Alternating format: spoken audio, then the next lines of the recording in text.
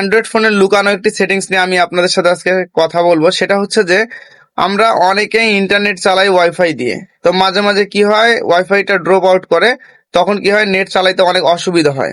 তো আপনি যদি এই হিডেন সেটিংসটা অন করে দেন, মানে এই লুকানো সেটিংসটা, তাহলে আপনার এই সমস্যাটা কখনোই হবে না।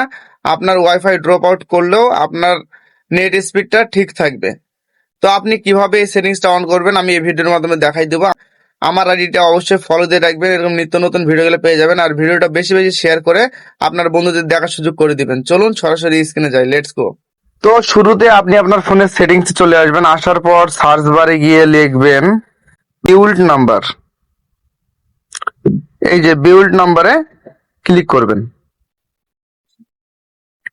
করার পর স্ক্রল ডাউন করে নিচে আসবেন। আসার পর এখান থেকে যে এই যে বিল্ড নাম্বার লেখা আছে, এইটাতে 7 থেকে 8 বার এভাবে ট্যাপ করবেন। ট্যাপ করার পর আপনার ফোনে ডেভেলপার অপশনটা চালু হয়ে যাবে। তারপর আবার ব্যাগে আসবেন। আসার পর এইখানে সার্চ বারে আবার লিখবেন ডেভেলপার। এই যে দেখেন ডেভেলপার্স অপশনটা চলে আসছে। এই ডেভেলপার্স অপশনে ক্লিক করবেন।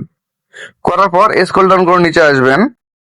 আসার পর এইখানে দেখেন যে মোবাইল ডাটা অলওয়েজ অ্যাক্টিভ, এই জিনিসটা আপনি অন করে দিবেন। তাহলে কি হবে, আপনার ওয়াইফাই ড্রপ আউট করলেও সিমলেসলি আপনার নেটটা একই ভাবে চলবে, আপনার নেট চালানো কোনো অসুবিধা হবে না।